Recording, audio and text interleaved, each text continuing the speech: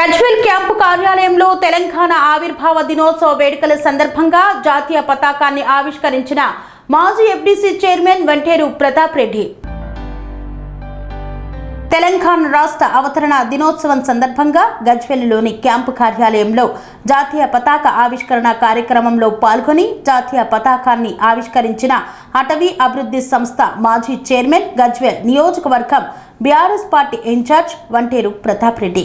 ఈ సందర్భంగా వంటేరు ప్రతాప్ రెడ్డి మాట్లాడుతూ భారతదేశానికి స్వాతంత్ర్యం వచ్చిన తర్వాత 1969 నుండి 2001 వరకు ఎంతో మంది తెలంగాణ రాష్ట్రం కొరకు బలిదానం చేసుకున్నా కూడా అప్పట్లో ఉన్న కేంద్రంలో కాంగ్రెస్ ప్రభుత్వం కానీ బీజేపీ ప్రభుత్వం కానీ తెలంగాణ రాష్ట్రాన్ని ఇవ్వలేదన్నారు.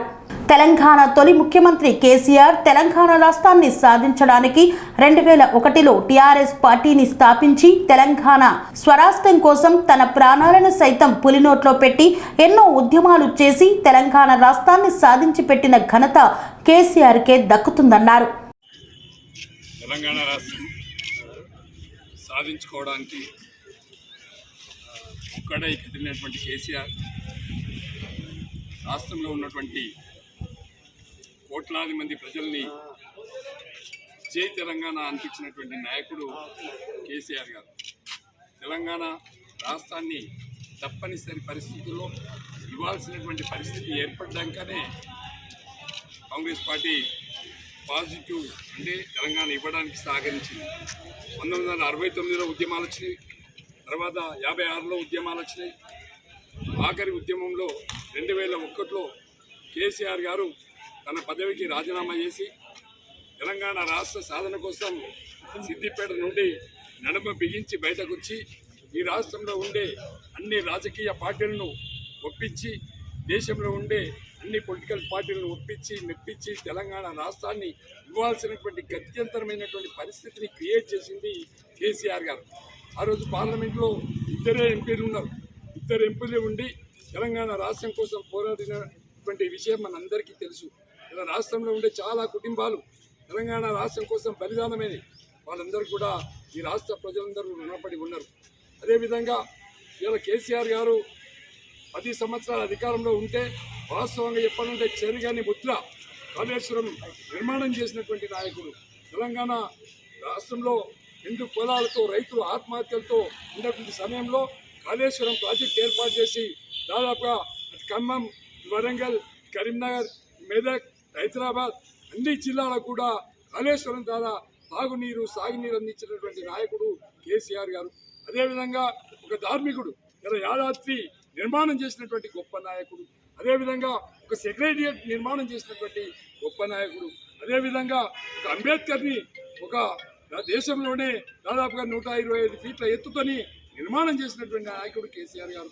ఇన్ని చేసినాక కూడా ఇలా కాంగ్రెస్ పార్టీ అధికారంలో ఉంది అంటే వాళ్ళు చెప్పాలని హామీలు ఇచ్చిండ్రు, 6 గ్యారంటీలు ఇచ్చిండ్రు, 2 లక్షల రుణమాఫీ అన్నారు. అవి ఎక్కడ కూడా చేయకపోవడం వల్ల ప్రజలు కొంత ప్రలోభాలకు గురైండ్రు. కాబట్టి ఇలా ప్రతి వ్యక్తి కూడా ఆలోచిస్తున్నాడు, తెలంగాణ ఆగమైపోతుంది, తెలంగాణ రైతులు మళ్ళీ ఆత్మహత్యల దిశగా వెళ్తూ ఉన్నారు. దాన్ని ఇలా మనంతా రాష్ట్రంలో ఉన్నటువంటి ప్రజలందరూ కూడా గర్జిస్తున్నారు. ఇలా కేసీఆర్ గారు నిజంగా చెప్పాలంటే ఇలా తెలంగాణ భవన్లో జెండా ఎక్కించి తెలంగాణ జెండా వచ్చిందంటే అది గులాబీ కండవతోనే వచ్చింది, అది కేసీఆర్తోనే వచ్చినటువంటి విషయం ఎవరు కూడా మర్చిపోవద్దని చెప్పి సందర్భంగా తెలియజేస్తూ జై తెలంగాణ, జై తెలంగాణ. స్వామి బోధానంద గోసేవ ఆశ్రమం సైథాపూర్. జ్యోతిష్యం, వాస్తుశాస్త్రం మన పూర్వీకులు మనకిచ్చిన వరం. దుర్గాదేవి, కాలభైరవ ఉపాసనతో వాక్సిద్ధి పొందిన శ్రీ శ్రీ బోధానందగిరి స్వామివారు మీకు ఎలాంటి సమస్యలున్నా వాటిలో ముఖ్యంగా ధన నష్టం, ఆరోగ్య నష్టం, భార్యాభర్తల మధ్య గొడవలు, ప్రేమించుకున్న వారు దూరం అవడం, ఎన్ని సంబంధాలు వచ్చినా పెళ్లి ముడి పడకపోవడం, రోడ్డు ప్రమాదాలు, అప్పుల బాధలు, వ్యవసాయంలో నష్టాలు, పెద్దల మాట పిల్లలు వినకపోవడం, ఆరోగ్య శాంతి, గృహశాంతి, మనశ్శాంతి లేకపోవడం, ఇలాంటి సమస్యలు ఉన్నట్లయితే ఒక్కసారి స్వామీజీని కలవండి. మీ సమస్యలకు తగిన పరిష్కారాన్ని పొందండి. అంతేకాక అన్ని రకాల వ్యాధులకు గోపంచకవ్య మరియు మూలికా వైద్యం చేయబడును. నమ్మకంతో రండి, ఆయురారోగ్యాలతో వర్ధిల్లండి. మా అడ్రస్ స్వామి బోధానంద గోసేవ ఆశ్రమం, సైదాపూర్, వీరభద్రస్వామి గుడి దగ్గర, యాదగిరిగుట్ట. సంప్రదించవలసిన నెంబర్ 9849213754 మరియు 9618034138.